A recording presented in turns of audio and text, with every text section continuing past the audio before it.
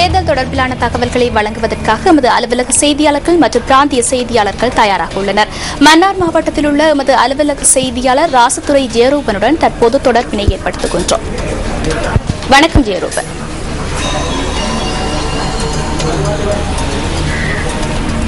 வணக்கம் ஜெயரூபன்.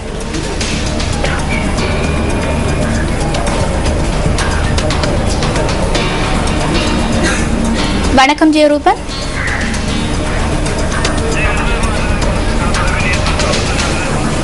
அவருடன் மீண்டும் தொடர்பினை ஏற்படுத்துகின்றோம். ஜனாதிபதி தேர்தலை சுதந்திரமாகவும் நியாயமாகவும் நடத்துவதற்கு காலையில் சென்று வாக்களிக்குமாறு தேர்தல்கள் கண்காணிப்பாளர்கள் மக்களிடம் கேட்டுக் கொண்டுள்ளனர்.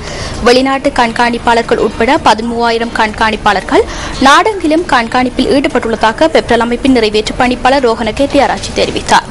11,200 பேர் கண்காணிப்பு பணிகளில் ஈடுபடுத்தப்பட்டுள்ளதாகவும் 360 நடமாடும் ரோந்து சேவைகள் முன்னெடுக்கப்படுவதாகவும் 35 சர்வதேச கண்காணிப்பாளர்கள் காணப்படுவதாகவும் அவர் கூறினார்.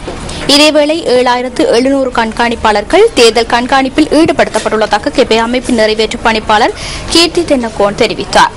460 நடமாடும் சேவைகள் மூலம் நேற்று முதல் நாடெங்கிலும் கண்காணிப்பு நடவடிக்கைகளை தமது அமைப்பினர் ஆரம்பித்துள்ளதாகவும் அவர் குறிப்பிட்டார். மேலும் 2,500 கண்காணிப்பாளர்கள் நாடெங்கிலும் கண்காணிப்பு பணிகளில் ஈடுபட்டுள்ளதாக தேசிய தேர்தல் கண்காணிப்பு நிலையத்தின் தேசிய அமைப்பாளர் சட்டத்தரணி ராசங்க ஹரிச்சந்திர சுட்டிக்காட்டினார்.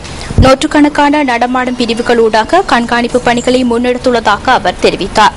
இதேவேளை வாக்கு சீட்டுகள் கிடைக்கப்பெறாதவர்கள் வாக்களிப்பு நிலையங்களுக்கு சென்று தமது அடையாளத்தை உறுதிப்படுத்தி வாக்களிக்க முடியும் என தேர்தல் கண்காணிப்பாளர்கள் சுட்டிக்காட்டுகின்றனர்.